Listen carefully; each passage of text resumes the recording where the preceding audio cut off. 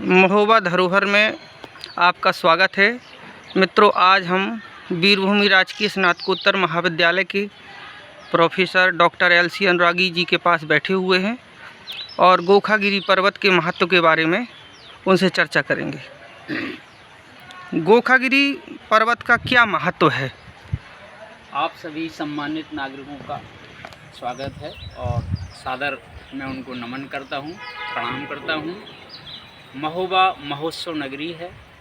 इस नगरी में गुरु गोरखनाथ की तपोभूमि गोरखगिरी पर्वत है। इस गोरखगिरी का पर्वत यह महत्व है कि यहाँ भगवान राम 14 वर्ष के वनवास काल में रहे और गुरु गोरखनाथ जी ने स्वयं इस पर्वत पर तपस्या की।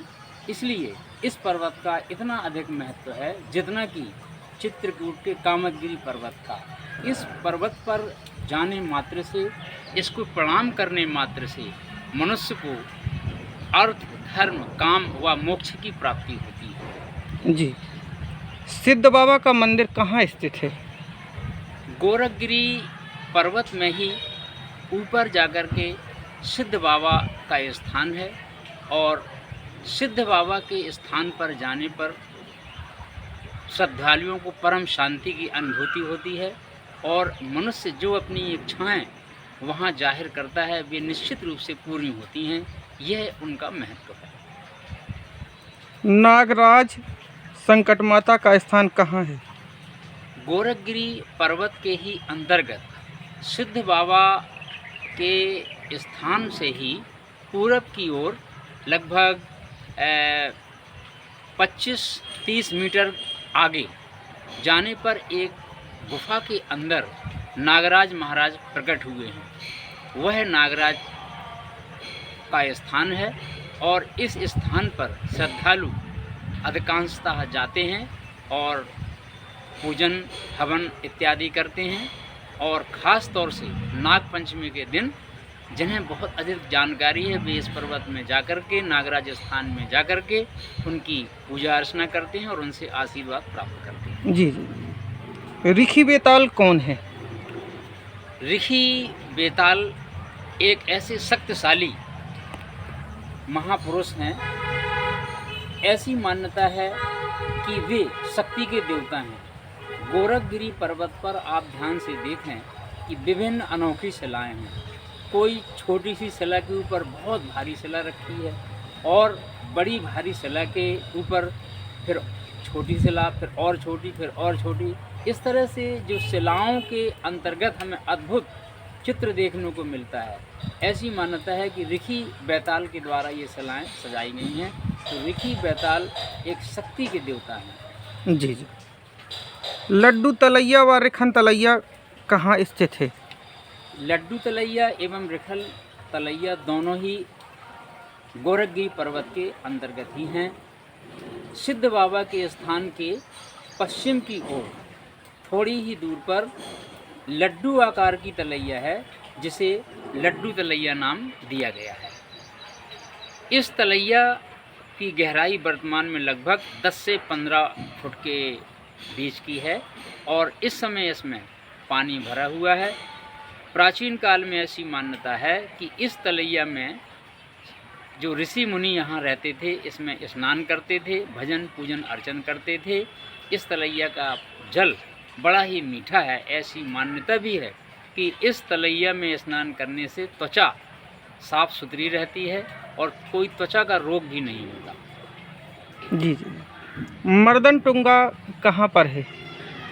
मर्दन टुंगा सिद्ध बाबा के पूरब की ओर 3 ऐसी शिलाएं बनी हुई हैं पर्वत की चोटी पर देखने में, जो तीनों शिलाएं बहुत ऊंची चोटी की हैं। जिसमें से पहली वाली शिला को हम मर्दन टुंगा के नाम से जानते हैं। इसकी पहचान यह है कि इस शिला में पर्वत के ऊपर एक शिला रखी हुई है जो शिला आधी लटकी हुई है, जिसकी लंबाई लगभग 18 से 20 फुट की है और चौड़ाई लगभग 12 से 15 फुट के बीच होगी।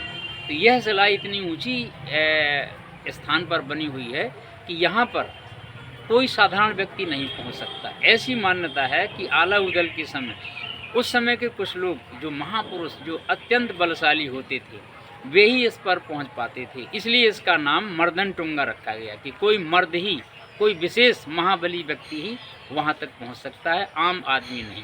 इसलिए इसका नाम मर्दनटुंगा है। जी जी जी। अंधियारी और उजियारी चुल क्या है? उजियारी चुल सिद्ध बाबा के ही बिल्कुल पास में है और इसमें एक छोटी सी परिक्रमा भी बनी हुई है। श्रद्धालु इसकी परिक्रमा भी करते हैं। और उजियारी चुल में 1 फुट से 2 फुट के बीच की जगह रहती है जो मनुष्य को फांद करके ऊपर जाना पड़ता है। इसे हम उजियारी चुल कहते हैं। और अंधियारी चुल सिद्ध बाबा के सामने देखने पर ऊंचे पर्वत पर बनी हुई है, जो इस पर्वत पर नीचे झुक कर के जाना पड़ता है ताकि ऊंचे सर में कोई सिला ना लगने पाए। तो मुझे अंधियारी चुल में अंधेरा रहता है, इसलिए इसको अंधियारी चुल कहते हैं।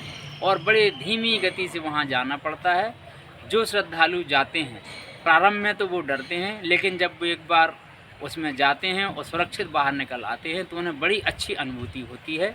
ये अंधियारी और उजियारी चुल गोरखगिरी की बड़ी महत्वपूर्ण धरोहर है। जी, क्या इन चुलों में कोई जंगली जानवर रहते हैं? आज तक सृष्टि काल से अभी तक हजारों लाखों की तादाद में लोग भ्रमण करने गए, वहाँ इसके अंदर किसी भी व्यक्ति को कोई कभी चोट नहीं लगी, न कोई जीव जंतु ने परेशान किया।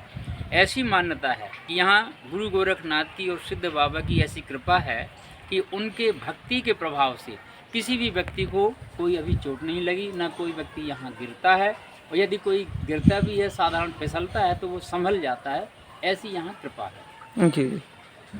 क्या गोरखनाथ पर्वत पर विभिन्न प्रकार की जड़ी बूटियाँ भी पाई जाती हैं? हाँ, ये प्रश्न तो बहुत ही उत्तम है।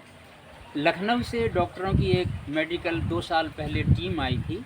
उन्होंने लगभग 165 जड़ी बूटियों का यहाँ अध्ययन किया था कि वे अनमोल जड़ी बूटियाँ हैं।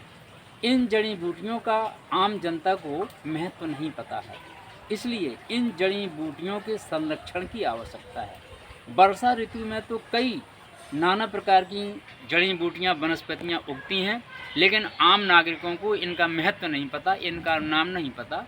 इसलिए मेरा सभी से ये निवेदन है, जिला प्रशासन से भी निवेदन है कि इन पर अध्ययन कराया जाए और यहाँ पर आयुर्वेदिक टीम को बुला करके, डॉक्टरों की अच्छी टीम को बुलाकर इन जड़ी बूटियों पर शोध अध्ययन करके मानव कल्याण में इनका प्रयोग किया जाए। बहुत बहुत धन्यवाद आपको कि आपने इतनी अच्छी जानकारी दी। आप सभी को भी बहुत बहुत धन्यवाद। सभी को सादर नमस्कार।